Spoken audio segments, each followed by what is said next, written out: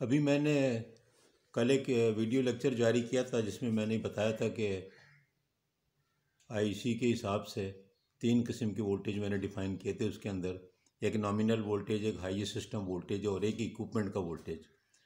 तो मैंने उसमें अंदर जो उसकी लीगल डेफिनेशन होती है उसमें आईसी में, वो मैंने उसमें बयान की थी और लिखी हुई है। उसके ऊपर कुछ सवाल आए, लोगों ने सवाल अच्छे रेलिवेंट सवाल के हाई सिस्टम वोल्टेज डिसाइड कैसे करते हैं। तो बात यह है कि देखें, एक सिस्टम वोल्टेज के ऊपर मैंने चॉइस ऑफ वोल्टेज के ऊपर पूरी अलग एक वीडियो लेक्चर है। एक तो उससे डिसाइड होगा, उसमें एक मैंने एम्पिरिकल फार्मूला भी दिया हुआ था और मैंने उसमें बताया था कई फैक्टर हैं। अगर आप नए एरिया में हैं तो आप अपने कैलकुलेशन करेंगे, सिस्टम स्टडीज़ भी करेंगे, सिस्टम हुआ और सिस्टम किसी से अगर लिंक होगा तो फिर वो फिर आप उसको उससे भी कंसल्ट करेंगे यूटिलिटी कंपनी से।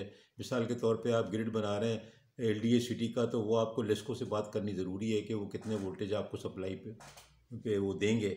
आपके कैलकुलेशन से 132 आ रहा है फिजिबिलिटी, लेकिन उनके हिसाब से वो कहेंगे नहीं, वो तो आगे मैंने आपको बताया था वो सिस्टम स्टडीज़ उनके पास होगी 30-40 साल की, तो कहेंगे नहीं आपका ये ग्रिड है ये तो नेट में आ जाएगा और फॉल्ट लेवल ही बढ़ जाएगा, तो उसके हिसाब से वो आपको बताएंगे ये शॉर्ट सर्किट लेवल है, ये आपका नेटवर्क की पोजीशन होगी हमारी, तो आप जो 245 kV पे चले जाएँ। ये तो एक बात हो गई।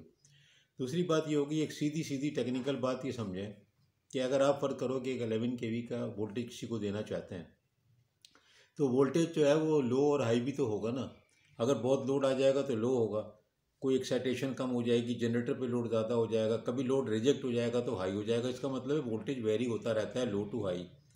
फिर आप देखेंगे हर ट्रांसफार्मर पर, डिस्ट्रीब्यूशन ट्रांसफार्मर है तो प्लस माइनस -7.5 और +5%, पाँच टेपिंग होती हैं, 2 ऊपर 3 नीचे। आप हाई कर सकते हैं, वो ज़्यादा होती हैं कि लो वोल्टेज के चांस ज़्यादा है, हाई करना है। फिर आप 132 kV पे आप देखें टेपिंग कितनी होती हैं, 12 टेपिंग होती हैं प्लस माइनस साइड पे। अगर बीच में 132 है नॉर्मल पे और बाई 12 kV है तो ऊपर जाएंगे तो वो 14 kV हो जाएगा और नीचे जाएंगे तो वो 10 ही रह जाएगा, 10 को करना है। इसी तरह फ्रंटी इफेक्ट है कि लाइटली लोडेड लाइन है तो वोल्टेज आपको, अगर आपने एक लंबी लाइन है ऑन किया आपने, तो उसके ऊपर दूसरे एंड पे वोल्टेज आपको ज़्यादा मिल रहा है। इसका मतलब इक्विपमेंट के लिए जो हाईएस्ट सिस्टम वोल्टेज होगा वो कम से कम इतना तो हो जो कि एक नॉर्मल सिस्टम रन करने में जो जो वैल्यू अटेन हो सकती है। तो अब सिंपल बात है, 132 को अगर आप +-10% करें तो आप खुद ही देख लें, प्लस करेंगे 10% तो उसमें 13 तो जोड़ देना, तो कितना हो गया, 13 जोड़ दिया 132 में तो 145 हो गया, 145। तो ये इस तरह से बातें हैं। फिर तीसरी चीज़ ये है कि ये चीज़ आपकी जो टेबल मौजूद हैं, मैंने टेबल 1-2 आपने इंसुलेशन कोऑर्डिनेशन भी बताए हैं, मैंने चॉइस ऑफ वोल्टेज में भी टेबल डाले हैं और बताया है कि 2 किस्म के टेबल हैं, अमेरिकन स्टैंडर्ड के, नॉर्थ अमेरिका का अलग है और जो है यूरोप का अलग है। यूरोप का मतलब रेस्ट ऑफ द वर्ल्ड है एक्सेप्ट नॉर्थ अमेरिका और कुछ जापान वगैरह। तो उसमें भी आप देखें तो अल्टीमेट सिलेक्शन क्या होगा, फ़र्क करो कि जवाब आपका 145 नहीं आया, जवाब आ गया आपका 140। अब 140 आ गया तो फिर आप टेबल पे अल्टीमेटली सिलेक्शन होगा कि क्या अवेलेबल क्या है।